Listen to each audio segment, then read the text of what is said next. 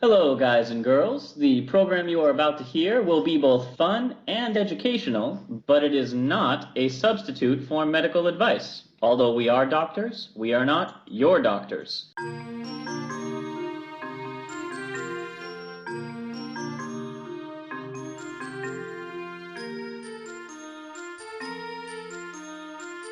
Hello and welcome to Travel Medicine. As always, I'm your friendly neighborhood internal medicine doc, Dr. J. Hey guys, Dr. Santhosh here, reporting to you live from lab. Your pediatric infectious disease doc and researcher, that is. And this is Praz the Sandman, as always, numbing your senses through the radio waves every day. Oh, we could use some good numbing these days. Oh, Can we so all? good. Well, guys, this is a very exciting day for all of us. Do you know why?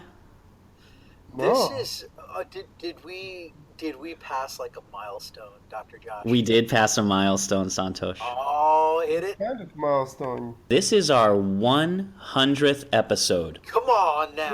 Whoa. Oh yeah. If you count up all the episodes, ignoring my really weird numbering until I got it fixed this year, Guys, even Doctor Who had to start somewhere. Okay, come on now. there you go. You have Doctor Who, what, and why. Well, I'm certainly glad to be a part of the milestone to have made the last, 10 episodes possible? Or some people would call me a hero. I'm with you. I'm with you. So, gentlemen, I thought for our 100th episode, it might be fun to see how far we've come, and that's why this episode is going to be dedicated to diseases that have been eradicated, eliminated, and or endangered. Eradicate. Oh, right. Thanks, Doctor Who! Let's go back to a few months ago.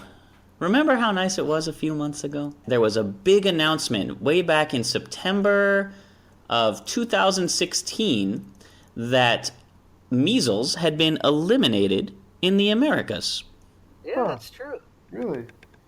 Wasn't there just a recent outbreak of measles within the last couple of years? Why, Praz, I'm glad you asked. Yay. What about that measles outbreak at Disneyland? Working with all You know, one- or people still getting measles in the Americas? How can it be eliminated? Yeah, that's Well- what's the definition of eradicate? What's the deal with eradication? Doesn't eliminate mean completely get rid of something. For instance, when you eliminate twerking from your life, you don't just do it anymore, or smoking, or saying YOLO. So let's talk about what the definitions are within the world of public health about eradication, elimination, and control, which sounds like a really good opening for some rap song. Oh yeah. Let's start with the term disease control. Control just means reducing disease. Whether it's the frequency or the impact of the disease, you just want to reduce it to an acceptable level. Okay? So no one is going to say that Zika is controlled because it's still spreading all over the place. Right. The flu, definitely not under control. No, the Neither, opposite. That's like the opposite of under control. but mad cow disease, probably under control in the US. There's cases every now and again, but you're not running into people every other day who are getting mad cow disease. Right. Okay? So disease control means it's at an acceptable level. It's still happening, but we're not seeing it all that often. The next step up is known as elimination. Elimination means there's no new cases of the disease in a specific geographic region. So the disease could still be out in the world, it could still be circulating and infecting people, but new cases aren't occurring. A perfect example of this, or analogy for this, would be Seinfeld. New episodes of Seinfeld have been eliminated. There's old Seinfeld episodes floating around, but there are no more new Seinfeld episodes coming out. So previously, the only other disease that I could give as an example of something that had been eliminated in the US is neonatal tetanus. People still get tetanus, but there have been no babies born with tetanus in America really for as long as I can possibly remember. Sure. Wow. I think that's a beautiful example, actually. Yeah, no, I didn't hear that one. So that's elimination of disease. Elimination of infections, and that's where we are with measles, means no new infections are occurring like measles in the Americas, meaning the infectious pathogen no longer regularly circulates around the population, finding people to infect. Let's think of it this way. Imagine that the measles virus is a fan of who's a nice non-controversial figure I could use. Let's say Carrot Top. Oh, Okay? Carrot Top's a good one. So think of the measles virus as a fan of Carrot Top who's looking around Las Vegas to get a hotel room. Yeah. Okay? Vaccination is filling up all the hotel rooms so the Carrot Top fan can't find a room and they have to give up and leave Vegas. But the key with vaccinations, you have to keep those hotels full, or Carrot Top fans may sneak back in and Carrot Top may be able to keep reappearing downtown. So remember, measles is still circulating.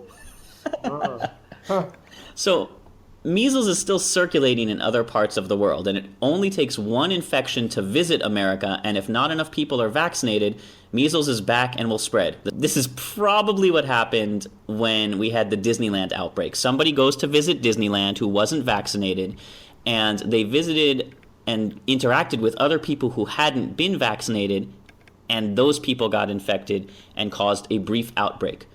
All right, but by and large, there are no new infections naturally occurring in the Americas, not just the United States, but North, South, and Central America. Gotcha. Now the last step is eradication. This is a big one. When you eradicate a disease, it no longer exists naturally in the world.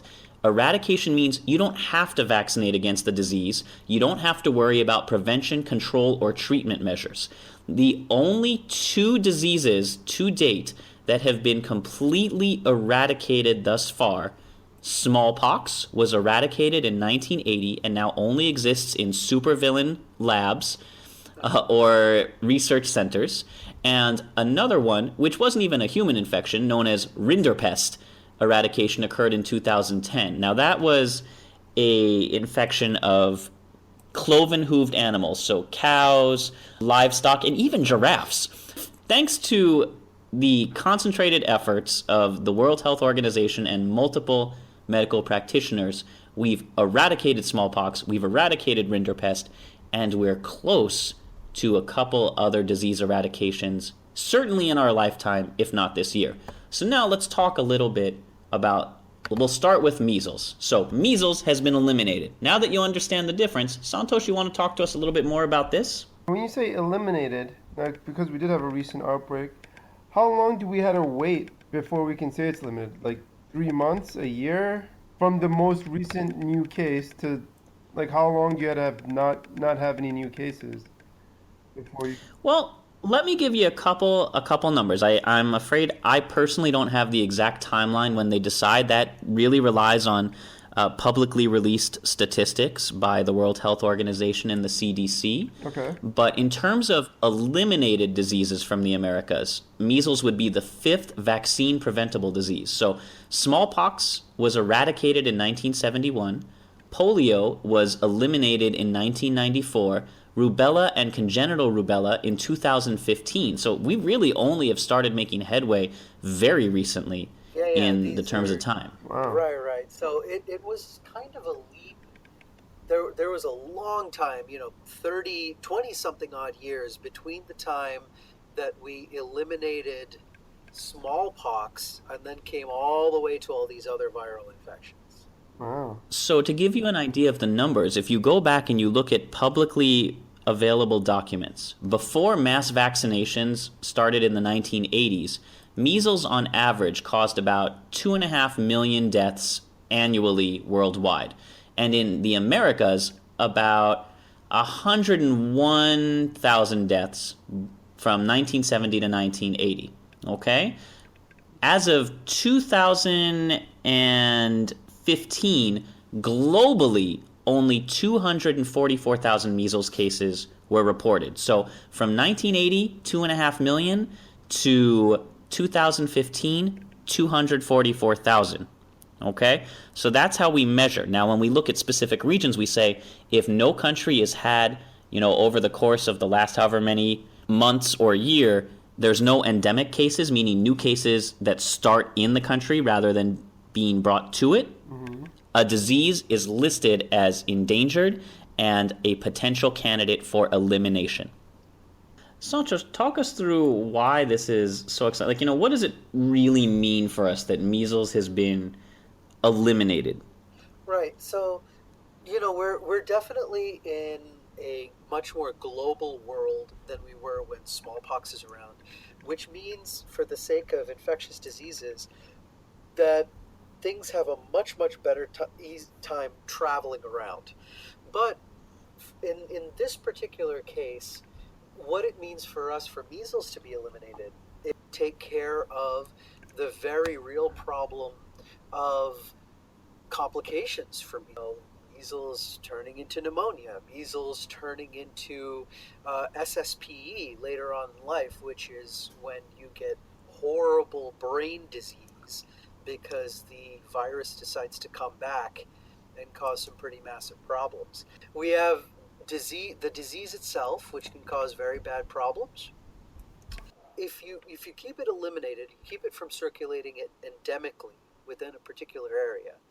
That means that we can feel safe, that people who travel from our little part of the world and go out to Asia, Africa, etc., are a little better protected against getting sick from these illnesses. Are you going to have someone new come in and wreck all of your progress? Or are you going to have the disease start to pop up again because we under-vaccinate? So all these are things that we do have to think about. And so we worked pretty hard to get to where we are right now, but what you're saying is that everything that we've achieved can be lost very easily simply because of a couple of individuals. Even one person could change everything. Yeah, absolutely. And it's kind of scary to think about, but that's exactly right. Yeah, you can totally mess up the progress that you have going just This is because. absolutely a one bad apple can spoil the barrel. There you go. Yeah. I think that's a great way to put it. But I don't want to fruit shame, Ah! because why should we blame apples for occasional worms? And oh, look, what a hastily constructed attempt to segue into the next disease. I like it. I enjoyed it. It was a good segue. So now that we've talked about a disease that's been eliminated, and if you'd like to hear more about what measles is and actually does, we have previous episodes on it, and I do encourage you to go back and listen to them. Moving on to our next one, we've talked about an eliminated disease, but now there is one disease that is very, very old and endangered and potentially almost ready to be eradicated. I'm excited about this Wow. one. I'm happy about it. So this is going to be close to the second ever global eradication of a human disease, and even more impressively, this disease is going to be eradicated without vaccines or even medication at all. It's pretty cool. I'm excited. Real game changer. So you may be wondering what disease I could possibly be talking about. And of course, that would be the disease known as Dracunculus medinensis, or the little dragon of Medina, or more commonly, the guinea worm. Guinea. Now, Santhosh, you're our infectious disease guy, pediatric infectious disease doc and researcher. Why don't you tell us, for those listening at home, what is the guinea worm? Oh, the guinea worm is one of the most evil little. Oh, I hate this thing so much. So, when we think about diseases that you really want to eradicate, we of course think of deadly diseases first, things that are on the forefront of our imaginations here, saying measles can cause horrible brain damage, smallpox will kill you. Not so with this worm. It's not a worm that you would think of like a little earthworm or something like that. The part that infects us, or the life stage that infects us, is a little larvae. You can barely see it. Like a lot of parasitic worms, you ingest it, it gets in, and then it decides to migrate as a juvenile out into your subcutaneous tissues. That means that it's under the skin. So this is the true, like, kind of burrowing, ugly, disgusting parasite that we all think about when we talk about hating parasites. This is not a fatal disease. This is not one of these diseases that we go after because it's going to cause horrible, disability in your brain or inability to live. This is straight up Gross. It's just gross. It's just disgusting. It's a good photo op disease. It's not going to kill anyone, but it is horrifying so bad to see. I think I'm gonna have nightmares now. Worms crawling. And this is the reason why we really get peeved about this, because it's just a bother.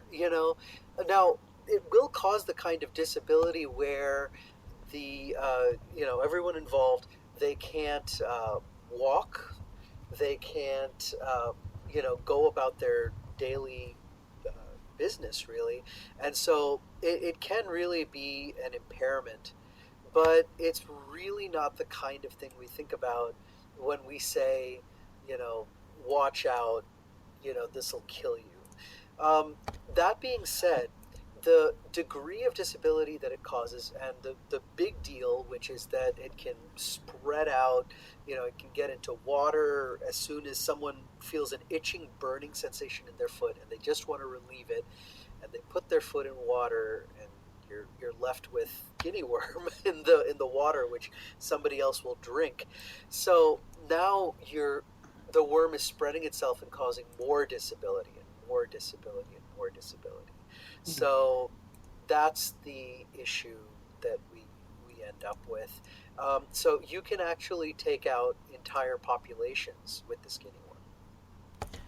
So here, guys, I have to stop you because I don't know which way to go. I have two really fun things, historical things we can talk about with this guinea worm. Well, why don't we go chronologically? Let's start with the beginning and go forward to the future. Okay, so if we go all the way back into ancient times, the guinea worm, its Latin name, that one I told you, the little dragon of Medina, actually dates all the way back to biblical times. And if you look in the Bible and they talk about Moses brought his people to the city of Medina and they were attacked by fiery serpents. Close study of these are believed to essentially are thought to be guinea worms. And similarly, the traditional staff of medicine, not the caduceus, not the double-winged staff, but the staff with a single snake wound around it that you see on the side of ambulances and on many emergency medical paramedic personnel. Uh-huh. That snake wound around a staff is actually thought not to be a snake at all, but a representation of a guinea worm. Huh. Because you might think to yourself, why would a snake wound around a staff represent to people doctor? Like, oh my gosh, I'm sick. Well, here comes the guy with a snake on a staff. He's the one to turn to for answers. But in fact, it has to do with how the disease is treated. Santhosh, do you know how you treat guinea worm? The truth of the matter is, I do. I've never done it. But I want to just provide a kind of what should we say, a warning for everybody right now, because you might not like what you hear, people. Okay, so if you have soft of stomach, please walk away. The way that you treat this is actually to take a stick. Okay, you find where the worm comes out. You wrap very gently the exposed part of the worm around the stick, and you twist the stick a little bit every day. Like you're rolling up a really disgusting piece of spaghetti. Exactly. And you want to keep going and going and going until the whole worm is out. And that's how you fix it. Well, And you end up with a long worm wound around a stick, which was probably the earliest method of treating this disease centered in the Middle East, which is why it may have come up in the Bible. and seeing people being treated for this, they might know that others would get similar medical knowledge and training, and over time, a simple parasitic infection has come to be the actual logo of the medical profession. There you go. So, again, just to kind of briefly go over the life cycle, it's found in infected water, all right? It's too small to notice. People are going to be in third world countries, in Africa, in the Middle East, and they're going to drink it, and these worms will get inside them. The worm will grow larger and larger, up to about as large as 80 centimeters, for those of you who use the metric system. Yep. And that's a pretty long worm. Oh, yeah, it's enormous. And almost 3 feet. yeah, and as it gets to that full growth size, it begins to reproduce, and when it's ready to give birth, it starts wriggling through your skin and releasing a special sort of acid that burns its way through your muscle and skin, causing these horribly burning blisters. And people will do anything to relieve that pain, usually which is just dunking the affected limb in the nearest water. And what does that do? Releases a whole cloud of these new worms to start the cycle again. So the main way this is treated is, one, for an individual worm, you have to wind it slowly. You can't just rip it out like a piece of loose thread on a sweater, because if you tear the worm's body in half, most worms are capable of reproducing via mitosis. Yeah. And they will grow. And even if you don't do that, now you're still left with an half-infected pregnant worm and a major opening serving as a source for infection. So you run into more problems if you try and do this quickly. This is the epitome of patience in patience. Mhm. I love it. So that's why. So the main way that this is being treated around the world, primarily by the Carter Foundation, is by providing water filtration. You give people drinking straws, or you clean up their water supplies so the worm larva can't ever be ingested. And because they can only reproduce in the human body, if they can't reproduce, you don't have more cases. So this is going to be one of the first diseases that could potentially be eliminated without vaccines, without medicine, and it's an ideal candidate for eradication because it's only transmitted by this one route, by drinking. So if this can be interrupted, infection can be stopped.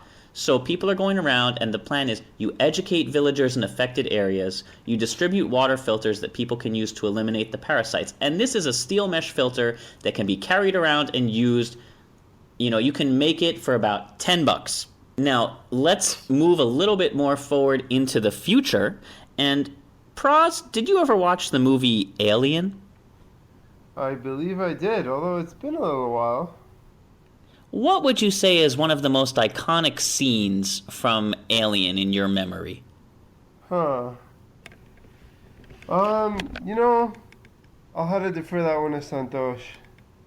From Alien, I think easily when the face hugger just jumped up. Oh, that face hugger. For me, it was always the chest burster. Oh, yeah, when he came out of Jamie Farr's chest.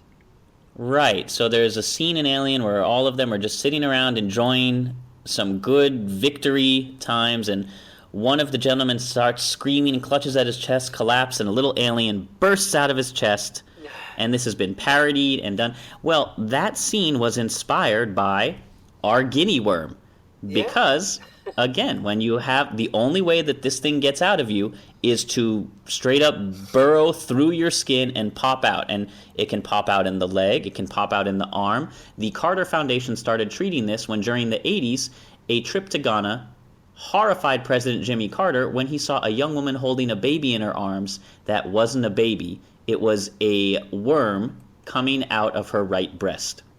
Whoa. Yeah. That would So definitely do it. from deep in biblical times all the way up to the far distant xenomorph future, the guinea worm has been associated with medicine for a long, long time. And the idea that we may finally eradicate this disease is very exciting. Now, this is not all fun and games, because I hear the cries of 1,000 veterinarians shouting out, "But wait!" And that is because the reason we thought we were so close to eradicating guinea worm. And when I say close to eradicating, I mean in 1989, there were over 900,000 cases of guinea worm in 16 different countries. As of 2016, there are a total of 25 cases in 3 countries. Wow. So once again, thanks to the World Health Organization for publishing these statistics. Yeah, But absolutely. we have since learned that humans are not the only carriers of guinea worm, and cases have now been seen in dogs. Ooh. And this is as of August 2016, when shortly after they made the announcement that guinea worm would be soon eradicated in humans, dogs started showing up with guinea worms emerging from their legs. And unfortunately, in order to continue to eradicate that, you have to not only get these feral dogs, but also people's pets, and they have to be tied up for a total of 2 weeks away from water so they cannot contaminate the water and the worms can get out. It is treated exactly the same in animals as in humans, Right. which is a lot of waiting. And if you have ever tried to put a stick in front of a dog and told him to just wait and not touch it, and you imagine you have to do that every single day with a giant worm crawling out of the dog, you can imagine where this may put a dent in the eradication efforts. Yeah, and they don't have the money or the resources to get the giant plastic cones. Josh, I think a really, really good point about eradicating the guinea worm. The guinea worm is a zoonosis. It affects animals as well as human beings. Now, smallpox was an easy not easy, but it was a much easier eradication because it only affects human beings. So we're the only known reservoir of this disease. When you get to things that I work on here in the laboratory, like toxoplasma, which will affect every single mammal and some birds even, this is nigh on impossible to eradicate. But when you have a zoonotic disease like guinea worm, which can affect, a few of your animals as well as humans, that means you've got to get, this kind of very, very close, tight control on every single species that the worm can infect, including human beings. So that amplifies the problem that much more. And that's really the key to eradication. In order to be a candidate for eradication, you have a couple of criteria that are very, very rigorous. So in order to say an organism is potentially eradicatable, it can't have a non-human reservoir, or if it has a non-human reservoir, that infection has to be an easily identifiable species. And when I'm talking about a reservoir, I mean, who can the infection hide out in? Right. If it can hide out in something like mosquitoes, you're going to have a really hard time eradicating it. Malaria, But if it can only hide out in humans and, say, giraffes, very easy to narrow that down. Okay? We want to know something that only affects human beings and giraffes. That's awesome. It'll be interesting. I'm sure there's something out there.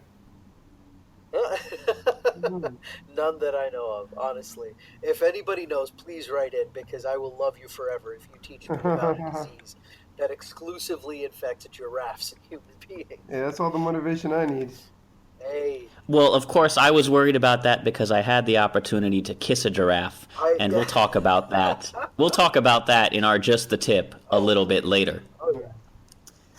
But so you need an easily identifiable species and a non-human reservoir, which implies that you have enough information on how the disease is transmitted and its life cycle at the time you're going to try to eradicate it. Yeah. Then, once you have that information, go ahead.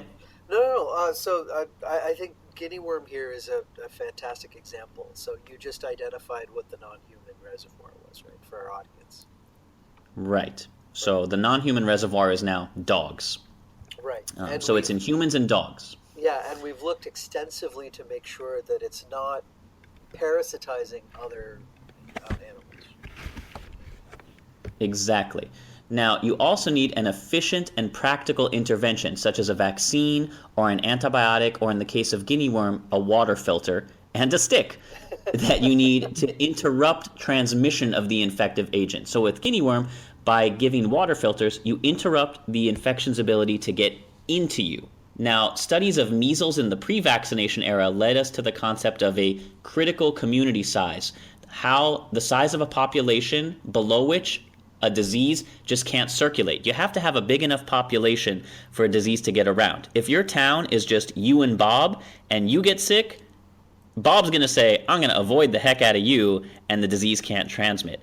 But if you get sick and it's you, Bob, and 3 million other people, some of them are going to keep that disease going. Right. Yeah. And in a lot of cases, it's kind of interesting. Just like in the elimination of an outbreak, eradication can actually be a lot easier if the disease actually has a quick and easily identifiable course. So we're not talking about something that kind of smolders along. A great example, for instance, is HIV. You know, it can last forever in a host before the host knows that they're infected. But if you take something, for instance, like measles, everyone who catches measles gets sick, nearly everybody. It's a very high infection rate.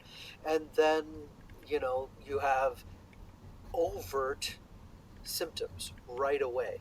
So you point to that person and you say, that's a person who's sick. So you don't have a lot of these people walking around who are asymptomatic carriers, because these are some of the hardest reservoirs to eliminate out of your population.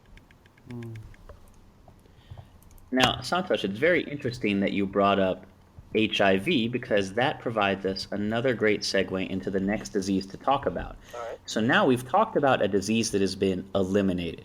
We've talked about a disease that is near to being eradicated. But what about diseases that are moving on to the endangered species list?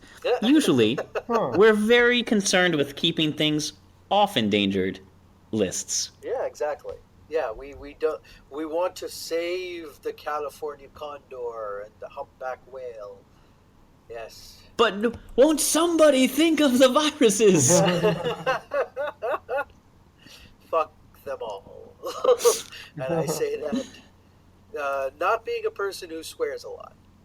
That's very true. Yeah. You are our Disney censored doctor. It's very passionate, Santhosh. Yeah. Honestly, they can all roast in hell.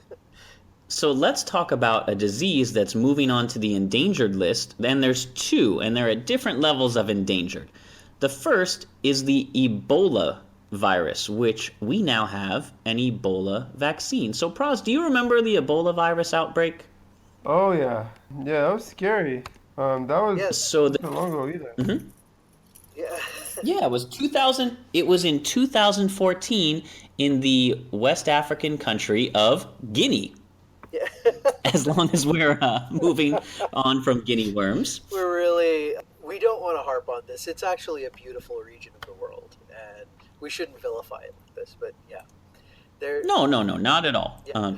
So Ebola, and again, we're not going to talk too much about the disease themselves. That's for our Around the World in 80 Plagues series, which is coming soon, another episode. But Ebola was, during a 2014 outbreak, a very big health concern.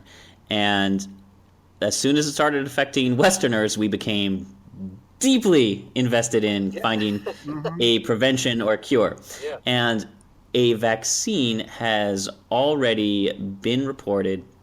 And the way it works is made up of a vesicular virus, a stomatitis virus that harms cattle but doesn't make humans sick. And they take that virus and they give it a shiny new facelift and make it look like an Ebola virus by using a couple surface proteins.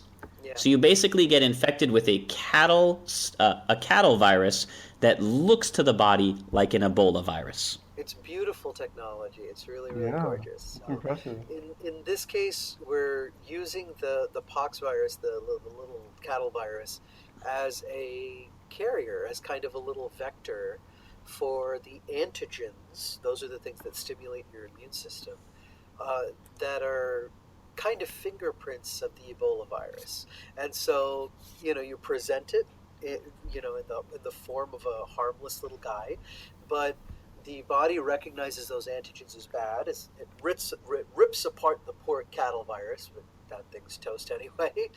And then what's left behind is the memory, the immune memory of the antigens from Ebola. So if you encounter it again, boom, attack. Exactly. Now, here's why I'm talking about this being endangered. This virus has been 100% effective against Ebola, but there's a catch. Yeah. There's always a catch. Yeah. Okay. It's only effective against one of the 5 subtypes of the virus. It only works against the Zaire Ebola virus. It doesn't work against the other 4. No, it's Right. kind of similar to the flu vaccine, isn't it? Well, yeah, exactly. So with the flu vaccine, we're able to get a fingerprint on, things like H1N1, and then the pandemic strain, what we think of as influenza A and influenza B. But there certainly are other flu subtypes out there that this vaccine doesn't necessarily cover, but we kind of cross our fingers and say that those flu viruses are not as deadly to human beings. But you bring up an excellent point, Praz, in that the flu virus is usually several of the most common flus in each year's vaccine. And we're just saying these are the ones that we think are most likely to get people, but there's over 100 different kinds of flu out there, which is why you can get the vaccine and still get sick. Right. Right. And other respiratory illnesses that like to mimic the flu because they're, pretenders. Exactly. So the Zaire Ebola virus is 100%, endangered. We have an effective treatment that will stop this disease or prevent it in its tracks. But the other 4 who like to pal around with it are not impressed. So the people in Guinea are trialing a new vaccine technique. So not a new vaccine, but they're trying a new technique of vaccinating people that's known as ring vaccination. You want to hazard a guess as to how that works, Praz? Ring vaccination. Basically, anyone who has the disease comes in contact with people around them. Let's say if you're in a big population and you have something, you're most likely to spread it to the people who are close surrounding you in close proximity. And so what they do is they don't just give the vaccine to the person who's sick, but they give it to the other people around him who have the potential to get sick before they actually have symptoms. Is that right? Exactly. And you can think of it like that movie, The Ring. You watch The Ring, and within 7 days you die. Well, this is the opposite. You watch The Ring, you get one person gets this infection. And all of a sudden, the CDC and the WHO and health officials swoop down and circle around to every single person that infected person knows. Their mailman, their children, their friends, their local produce market, anyone they've come in contact with, and all of those people get vaccinated within 7 days so you can help prevent spread of infection. Or your money back. Travel Medicine Podcast does not guarantee money back. How can it work if it's not effective against the virus, though? Well, because they're hoping that in the few cases where we still are seeing outbreaks, they don't know what the commonality. So when you get infected with Ebola, it's really tough to say, do you have type 1, 2, 3, 4, or 5? Because they're not presenting terribly different. You don't know what flavor you have until you've caught it. Gotcha. Makes sense. So they vaccinate everyone with the hope that this is one of the ones that has either 100% effectiveness or that they can see a dent in any kind of effectiveness against the other subtypes. And this ring vaccination technique has actually been very promising, especially in these poorer nations, because people live in small communities. So it's very easy to vaccinate everyone in the area and prevent it from getting out of the village or out of the area you want to keep it contained in. Now, this drug does lead to some unwelcome side effects, such as joint pain and headaches, which doesn't sound too bad in the midst of an outbreak, but being a doctor, I know that's going to put off the general population from getting vaccinated when they feel healthy. So if you're not in imminent danger, most people are like, I feel like I'm good enough. I don't want a headache. I'd rather risk getting Ebola. There you go. Hemorrhagic fever is probably a little bit worse, though, I have to say. It's a hugely promising result, and again, we're looking, further studies are underway to investigate the vaccine's effects on children and people who are immunocompromised, like those with HIV, and the vaccine's backers are actually hoping to have it submitted for a license by the end of 2017, and this study was published in The Lancet in December. So it actually just came out end of December, beginning of January. So this is a very, very new study that is in a well-respected journal. Nice. There you go. And now we've talked about a near-eradicated disease, an eliminated disease, an endangered disease. Let's look at diseases on the run. Ones who are maybe just feeling a little bit uncomfortable with their situation these days. And that brings us to a surprising guest, HIV. Whoa. A 44-year-old gentleman in England is possibly the first person in history to be completely cured of HIV, and that is evidenced by the virus is completely undetectable in his blood. Would this patient happen to be in Berlin? The Berlin patient is, I don't know if this is the same as the Berlin patient. So, Santhosh, why don't you tell us about the Berlin patient? Yeah, this was a wonderful, wonderful finding, and it was almost completely serendipitous. Let me tell you guys a little bit about the situation with HIV before I start. So, with HIV, you can have the virus latching onto certain little antigens, okay, on the surface of your cells, and that's how it gets inside. Okay, so one of these antigens is called CCR5. Okay, and it has to think of HIV landing like a little tripod, coming on down, and so it'll latch onto CD4, it'll latch onto a toll-like receptor and CCR5. Some people, believe it or not, guys, have a mutation in CCR5 that does not allow HIV to latch on. They are immune to HIV. Mm-hmm. Holy crap. It's a small percentage of people, but they're out there. So this is what happened. Our Berlin patient had HIV, developed leukemia a little bit later on. All right. Now he's in a bad situation. However, he needed a bone marrow transplant. Interesting. He got a bone marrow transplant, and the match he got, the donor happened to have this mutation in his blood cells, CCR5 mutation. This man gets his bone marrow transplant. The leukemia gets treated, gets cured, and all of a sudden, in the midst of all of this, he's off of HIV medications for whatever reason, and they notice there is no HIV circulating in this man's bloodstream. Wow. What the hell? This is insane, right? So this was people were losing their minds over this, and rightfully so. This person had been cured of HIV, and we've been trying to actually replicate this circumstance ever since then. Trying to find donors who have, the CCR5 mutation and all these kind of things.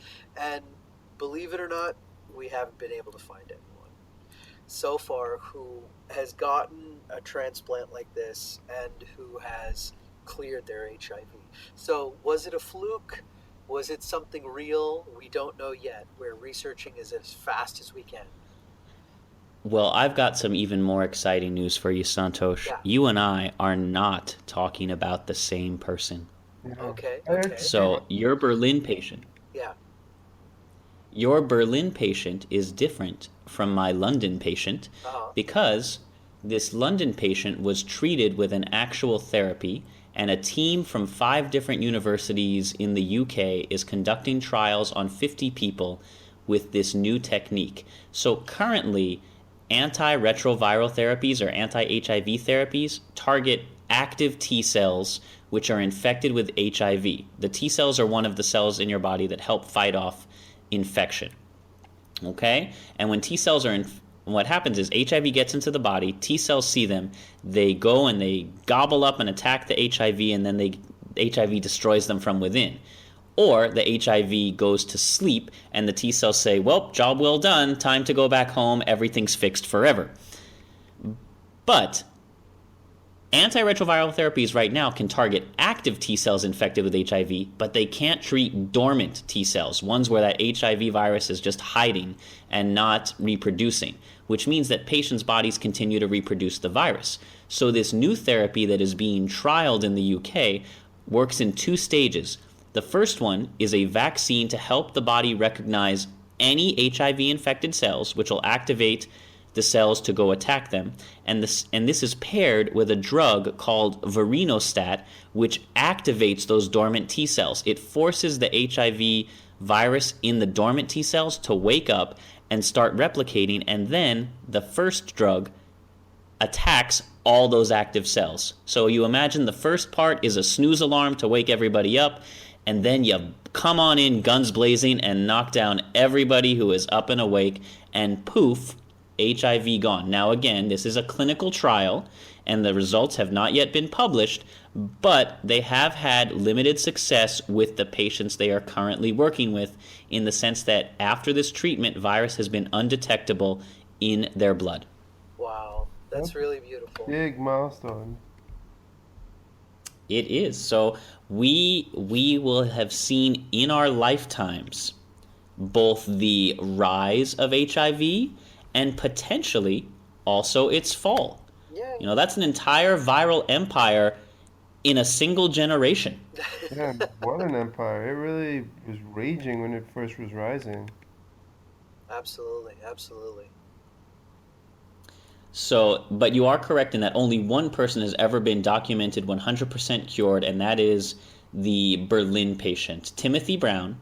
And he was mentioned and did an interview in the Telegraph, Shout out and to he was Simple. found to be cured.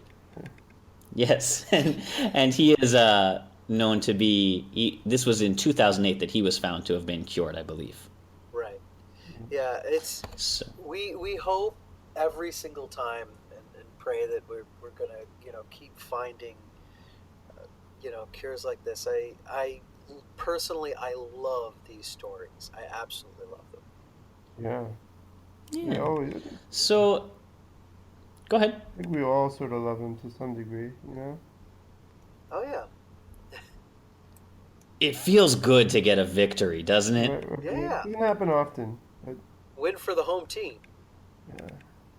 Yeah, we root for the home team. When they don't win, it's a shame. Yeah. It is a shame. That's the song for the Super Bowl, right? I'm good at sports. There you go. Yeah, you're so good at sports.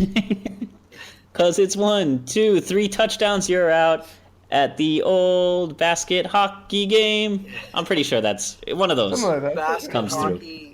hockey is very important. Yes, basket hockey. So, well, that brings us to the end of diseases that have been eradicated, eliminated, and otherwise endangered.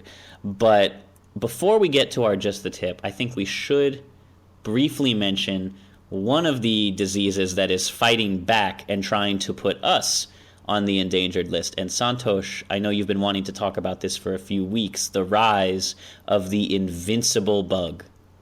Oh gosh. Oh, absolutely. So we've got we've been doing this to ourselves for a while. I have to say, there's really no easy way to do it. We have been suffering through so many antibiotic-resistant bacteria, and it's plain and simply because we've been giving antibiotics when we shouldn't be. There's no nice way to put it. So here we have finally gotten to, in Arizona, it's very sad that we found out that a woman who had traveled abroad came back home and found she was infected with a bacteria that literally was resistant to every single treatment we could throw at it.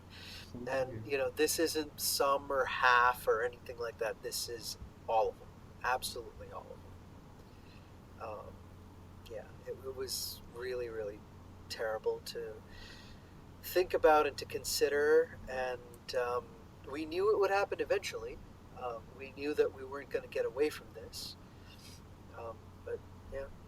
What was it? Here we Yeah, have it. so now there exists a drug or a bug out there that is resistant to every existing in use antibiotic, something that we can do nothing about. However, we have talked in previous journal clubs about some of the new non-antibiotic treatments that are in the works, and we can only hope that those do make it to market sooner rather than later. Right. Absolutely. But let's move on to Just the Tip. It's been a while since I've been able to do a Just the Tip that was personal or that I had a chance to visit, myself. And the last one, of course, was the very close by and convenient Museum of Anesthesiology in Schaumburg, Illinois. But that's not terribly exotic and maybe doesn't appeal to the average person. I think it's Sure. Well, of course you do, Praz. I'm sure you'd find that place a gas and a half. But I want to talk today about Just the Tip, since we've spent so much time being so cruel to Africa, talking about all these different infections taking place in it and that we're trying to eliminate. I wanted to bring up something that was very positive in Africa and one of the best experiences of my life. So a couple years back, I had the wonderful opportunity to go on safari, and one of the places I stopped was Nairobi, Kenya, which is a rapidly developing city, certain to become a player on the world stage probably within the next 10 years. And of course you have all the things you've seen in the Bonds movies and action movies and the ramshackle huts and the torn down buildings and the dirt roads, but you also have a little bit of old British colonialism that's now been resumed or retaken by Africans. And one of these places is known as Giraffe Manor on the outskirts of Nairobi, Kenya.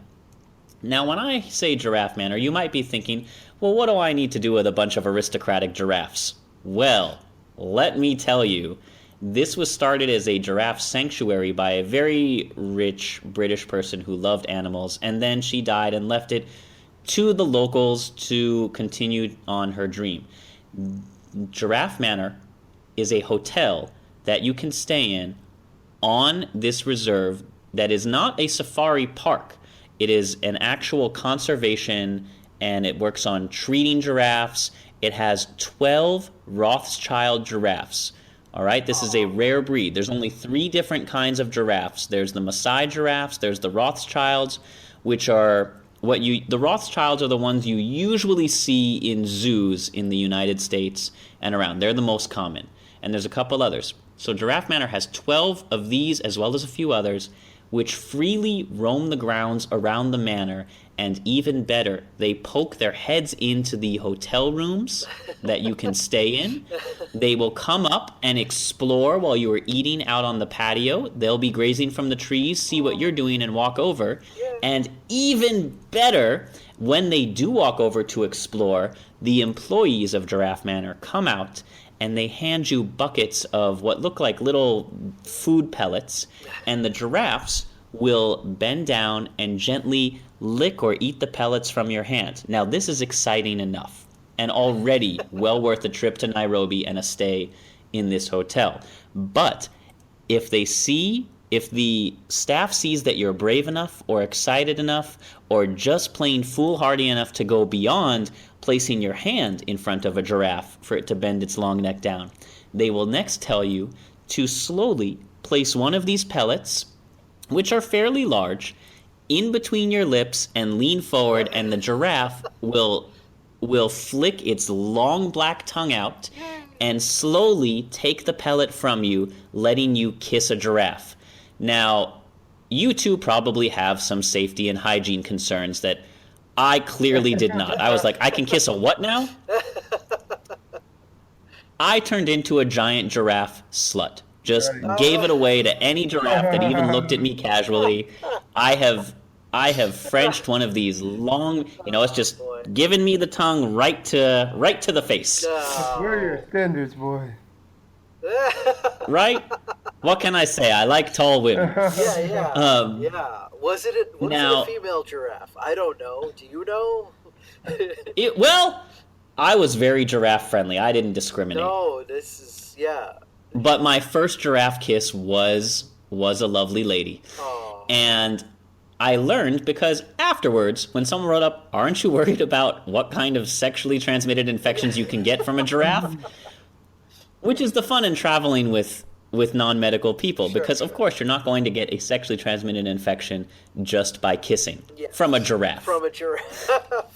Which, just a small aside, and there are sexually transmitted infections or zoonoses which can be transmitted sexually through acts of bestiality. We won't get into it right now, but don't. Kissing is not bestiality. No, it's not. It's not bestiality, and I advise people to make love only to their own species. There, I said it. I'm not taking it back. Well, I don't judge you nearly as harshly as Santhosh, for the record. Yeah. Well, thank you, Praz. So I did, however, learn as a result of this that the saliva of giraffes is antiseptic and can be used to help treat, similar to how dogs will lick themselves, and dogs have a little bit of antiseptic saliva as well. Giraffes have some powerful antibacterial substances, so even when they're kissing you, you are being protected. Wow. So go take a chance now. I will tell you, this experience is not cheap. Oh, It is, however, worth every penny. And when I'm talking about every penny, you have to make reservations about a year in advance in order to get in for even 2 nights, which is how long we were able to stay in this place. We heard about it. We said, giraffes come into the room. You can feed them from your window. Absolutely. We didn't even know about the physical intimacy we could get with giraffes. Yeah. So go on safari if you have, but if you happen to be in Nairobi, Kenya, you should absolutely 100% visit Giraffe Manor and look it up on videos. It's a good time, and that is my Just the Tip. Yeah. After your Just the Tip, Josh, I'd like to let everybody out there who's listening know. Listen, especially if you're here within the United States, it's kind of a turbulent time to connect with, if you're a healthcare professional listening, to doctors or scientists overseas. And, this topic is near and dear to my heart as an infectious disease doctor, as eradication. I know that, Josh, you as a traveler, Praz, you as a traveler, you guys love it when communities come together to cure global illnesses like measles and polio and even guinea worm. So I encourage anybody out there, if you still want to, if you want to contribute your money, your time, go ahead, jump on who.int, look up your favorite infectious disease and take a look at the eradication campaign. The hot ones right now are Dracula. I love saying this word, dracunculiasis. Dracoconchus mediniasis. So say it like a Borat. Yeah. Dracunculiasis is the actual disease of that guinea worm causes. So that's a good one right now to join. Eliminating polio is a good one to join. Eliminating cholera, especially in places like India and Afghanistan, and measles. And you can join money, vaccination. In places like Guinea with water control, which is really fantastic. So, jump on who.int. See if you want to contribute, if you want to help, because, hey, wherever we live, we're still a citizen of this planet. And anything we can do to make lives better in our home country or abroad, I think it's a wonderful thing to do. So go for it, guys. Yeah. So that, of course, brings us to the end of this episode. Once again, thank you to our Patreon patrons, specifically Rebecca Gamble And anybody who donates at the $5 level or above gets access to special minisodes, which have included excerpts from that time I was in a heavy metal band, as well as the laughing epidemic of Tanzania. Oh, I thought you were going to talk about our laughing epidemic when we could. Well, our laughing epidemic too, but that's coming next week in a special Valentine's Day Journal Club. Oh yeah, guys, tune in and listen with someone you love or not. Or listen with someone you want to love. Yeah. Because who doesn't love laughing? Listen, guys, I'm laughing we're already. going to be talking with myself and Dr. Josh, which means we're going to be talking about sexually transmitted infections and weird penis stuff. So I can't think of a better way to attract that special someone that you've had your eye on for the past few weeks. And then show them how normal yours is by comparison. No, it's different. No, you can't get much better than that. You can only go up from there. And let's go to the outro. As always, we love to hear your comments, questions, and feedback. You can reach us on Facebook, on Squarespace, on Twitter, on Patreon, anywhere podcasts are downloaded. We'd love to hear your reviews, your ratings, and we would love for you to support us spiritually, emotionally, and financially. Included in the show notes are a whole bunch of places you can do that. Our theme music is composed by Rachel Leisure. This show is produced by me, with a lot of help from all my co-hosts and those of you who submit stories. Thank you very much. And until next time, as always, happy travels. Bye, guys.